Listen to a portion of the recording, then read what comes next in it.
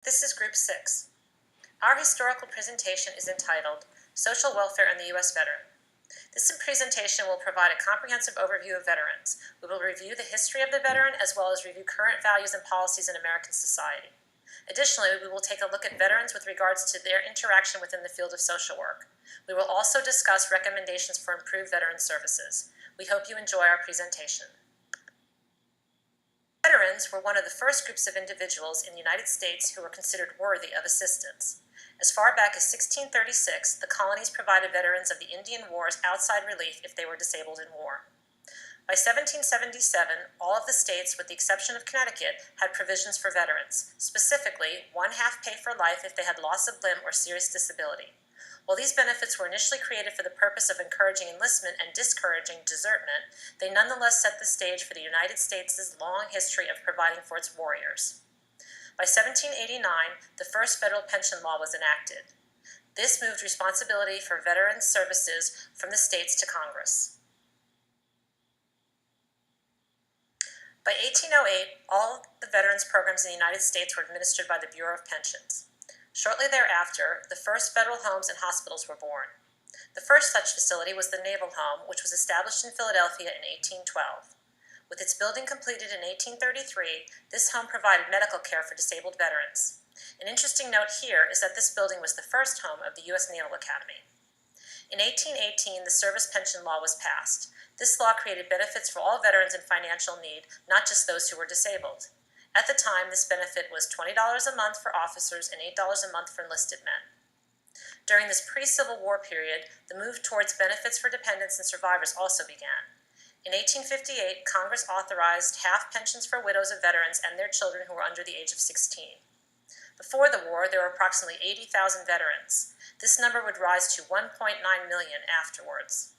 And this number was just those who had served on the Union side.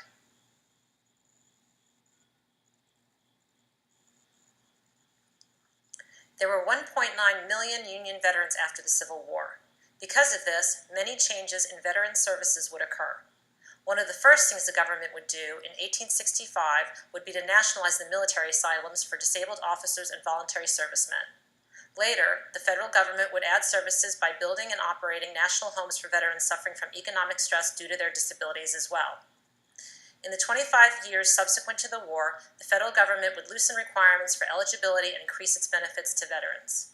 Concerned about poverty and homelessness, in 1890, Congress passed the Dependent Pension Act, which provided pensions for veterans who had served at least 90 days. In 1898, over 745,000 individuals were serviced through the federal government's veteran benefits programs. Through these programs, they received cash, medical services, and/or homes. This being said, it's important to point out that these benefits were only for Union veterans. It was left up to the Southern states to take care of its own. The Southern states did, however, answer the call and provided pensions, outdoor relief, institutions for the disabled, and for the orphans of Confederate veterans. Interestingly enough, the federal government did provide Confederate veterans benefits eventually, and in 1958, the Confederate soldier was officially pardoned and benefits were offered to his single remaining survivor. The incredible devastation of World War I saw a great increase in the needs of veterans. In 1917, President Wilson appointed the Council of National Defense, whose job it was to review current benefits for veterans and make recommendations for new and/or increased ones. As part of this, a new and novel benefit was added: psychiatric services. In 1917, the War Risk Insurance Act, which was previously only for ships and cargoes, was expanded to include voluntary insurance for death, disability, and related costs, including vocational training. In 1921, there were many different agencies offering services. In response to a need to consolidate these services, President Harding appointed the Dawes Commission. This commission would go on to establish the Veterans Bureau. This bureau not only consolidated several services, but it expanded benefits as well. One of the major developments of this expansion was that by 1925, veterans hospitals were treating all vets who were ill, not just those who were ill due to war injuries. In 1930, in order to further consolidate and centralize veteran services, the Veterans Administration was created. This agency united three previously independent entities: the Veterans Bureau, the Bureau of Pensions, and the National Homes for Disabled Volunteer Soldiers. In the early 1930s, a group of veterans began protesting what they felt was the federal government's reneging on a bonus which was promised to them. Their strife and desire to confront the government became known as the Bonus March. As part of this protest, a group of thousands marched on Washington, D.C. in May of 1932. After arriving, they refused to leave and set up camp in shanty towns along the Anacostia River. Attempting to remove them, federal troops moved in under General MacArthur. While the Army was successful, the protesters' demands were eventually met as afterwards Congress made provisions to get these veterans paid. The effect of this march was long-reaching. After World War II, its memory would influence the creation of the GI Bill. Remembering the economy issues that plagued the years after World War I, the federal government decided that it needed to be proactive in ensuring that veterans would be employed after the war. So in 1940, when they passed the Selective Training and Service Act, also known as the draft, they included a provision that would allow veterans to reclaim the jobs that they had had before the war. Later, in 1942, the government passed the Servicemen's Dependent Allowance Act. This legislation helped support the families of servicemen by providing allotments. Well, at first it was a 50-50 payment, meaning servicemen paid 50% and the government paid 50%. By 1945, this split became 30-70. In 1944, the government passed what we now know as the GI Bill. This Servicemen's Readjustment Act was one of the most comprehensive pieces of veterans legislation. It provided stipends for veterans who had served for a minimum time. These stipends could be used for education, to subsidize home loans, and for business or farm loans. It also provided unemployment insurance payment and veterans employment services. The GI Bill also included the 5220 plan, wherein all unemployed veterans received $20 a week for a year after they were released from service. The effect of this bill was widespread. Among other things, it is credited with helping to fend off an economic depression. It was also quite significant in that it raised the level and worth of the American workforce. Subsequent wars like Korea and Vietnam would see their own versions of this bill. In 1946, the National Mental Health Act was passed. This piece of legislation truly legitimized the mental health issues of veterans by funding research, training, and mental health services. There were several developments regarding veteran services during the Korean War period. In June of 1950, Congress passed the Vocational Rehabilitation Act. This legislation reactivated vocational services for veterans. Later, in 1952, the Veteran Readjustment Assistance Act was passed. This was also known as the Korean GI Bill. Its benefits were very similar to that of the GI Bill of World War II, although it was somewhat more restrictive. In 1958, Congress passed the Ex-Servicemen's Unemployment Compensation Act. This act created a permanent system of unemployment insurance for veterans, including for those who had served in peacetime. A year later, in 1959, the government changed the way it paid its veterans. Instead of flat payments, payments were now being determined using a sliding scale. The Vietnam War had some far-reaching consequences for veterans. In addition to the Veterans Readjustment Benefits Act, which was the Vietnam War's version of the GI Bill, legislation will be passed far into the future which would affect the lives of future veterans as well.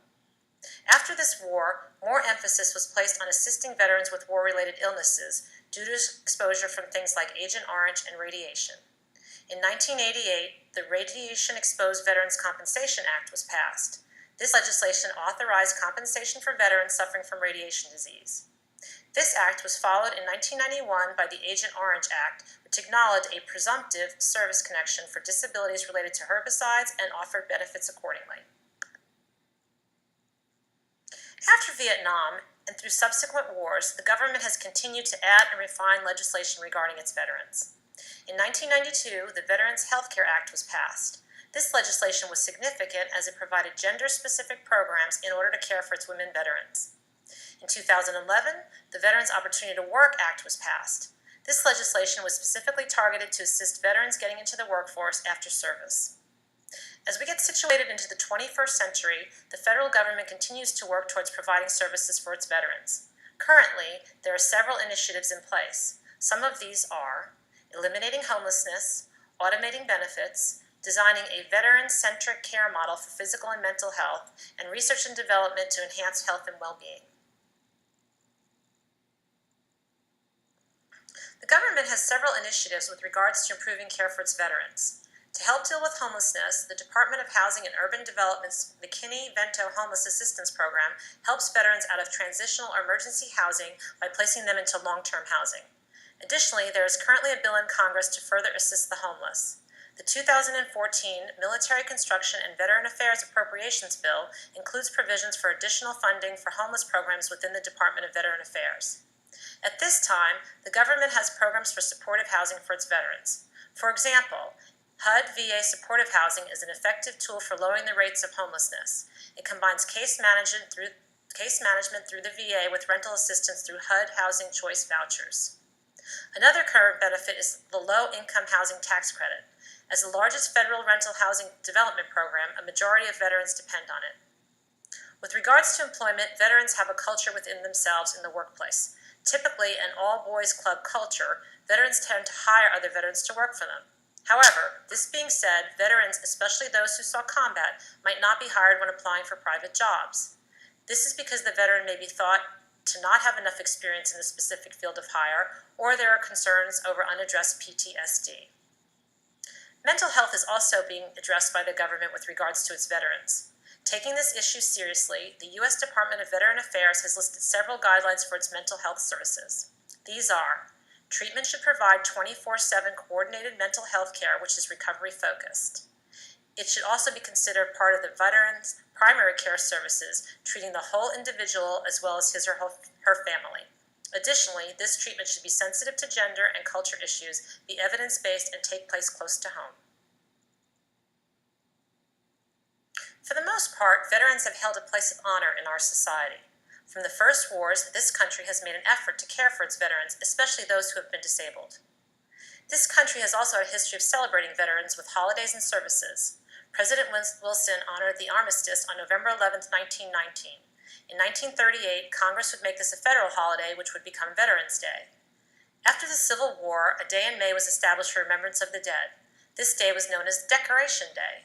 In 1971, this day would become the federal holiday, which we now know as Memorial Day.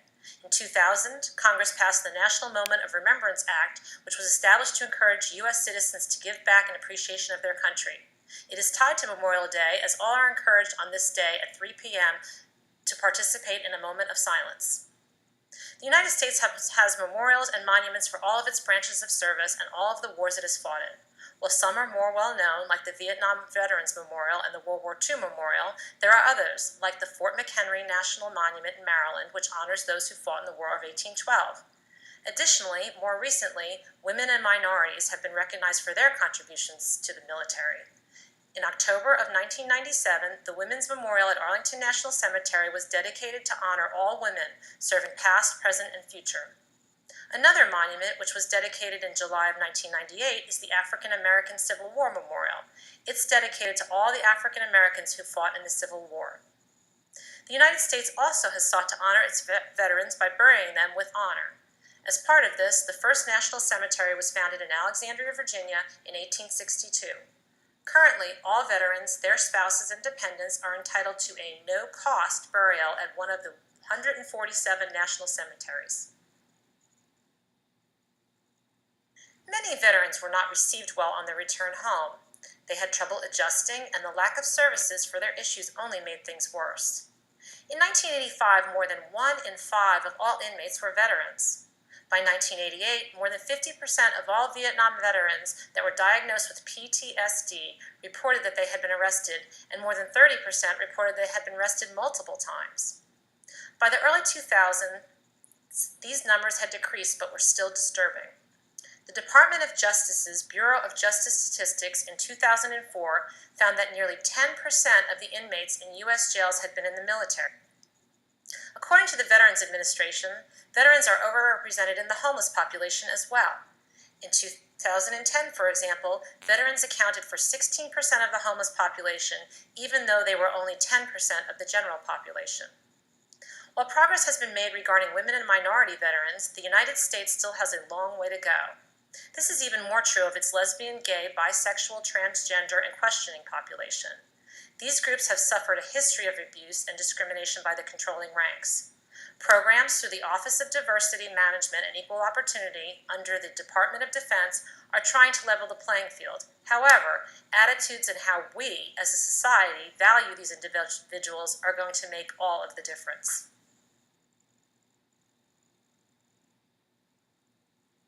Social workers function on multiple levels with regards to veterans. With individuals, a social worker can assist with things like housing, gaining independence, crisis intervention, risk screening, case management, education, and discharge planning. A social worker can also assist with securing benefits, resources, and other services through their local Veterans Affairs agency or hospital. Additionally, clinical social workers can offer individual and family psychotherapy to veterans. Social workers can practice in a macro way by advocating for groups. They can work with communities and organizations for increased benefits or access to services. They can also be a crucial part of crafting legislation based on the needs that they see in the community.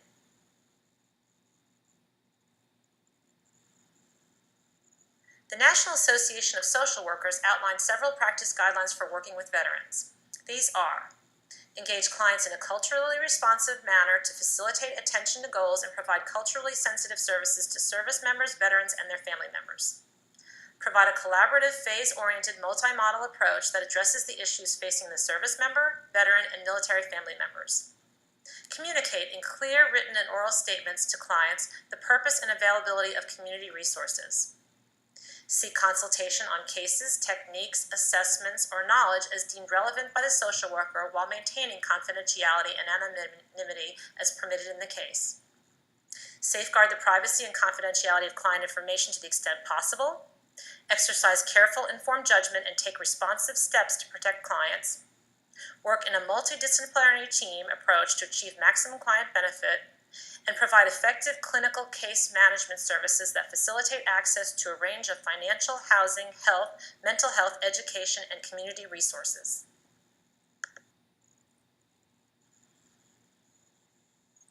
There are many specific policy changes that could be helpful to veterans. While opiate dependency has been a big concern with our veteran population, the current approach by the government is not working.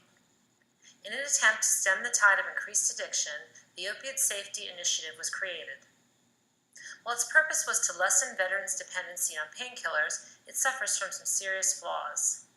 Some veterans have reported being cut off of their medications too quickly and going into withdrawal. This can be both extremely uncomfortable and outright dangerous. All can agree that lessening dependency is a good thing. However, these policies may need to be changed in order to accommodate the unique circumstances which occur when attempting to lessen drug dependency. In a different area, many veterans have also been complaining about the current disability compensation application. This application used to be relatively easy to prepare and submit. In an attempt to streamline the process, however, Veterans Affairs has now made it so that there is one standard application. Using this standard application form may be easier for the government, but not so for the veteran. Many have complained that this form makes it difficult for veterans to get the full benefits they deserve. Because of this form should be revamped so that the parties meet somewhere in the middle. It's easier for the Department of Veteran Affairs to receive the applications and process them, but veterans do not end up losing money in the process. Lastly, we'd like to discuss the issue of mental health. A survey from the Wounded Warrior Project found that most veterans rely on the VA for their mental health care. However, most of them report that their access to this care is slow and confusing and that this adds to their depression. The survey also reported that the most common mental health problems seen in veterans are sleep problems, PTSD, and depression. Although it's helpful that there is a major effort to provide mental health services to this population, it could be beneficial to review how the programs are functioning. For example, it would be very helpful for veterans to know that help is on the way and that it won't take longer than a certain period of time to arrive. It seems that the inability to know when help will come, if at all, is one of the most distressing things for these veterans. Through this presentation, we have looked at the United States veterans. We have reviewed their history, as well as the current values and policies with regards to their status in American society. We've also examined veterans with regards to their interaction within the field of social work. And lastly, we took a look at areas in which policy change might be needed. While veterans have been one of our most served groups in society, there are still many ways in which they suffer as an oppressed population. Identifying the ways in which we can better serve this population and working towards change, we can help our society's veterans on both a micro and macro level. This concludes our presentation on veterans in the United States. We hope that you've enjoyed it. Thank you for joining us.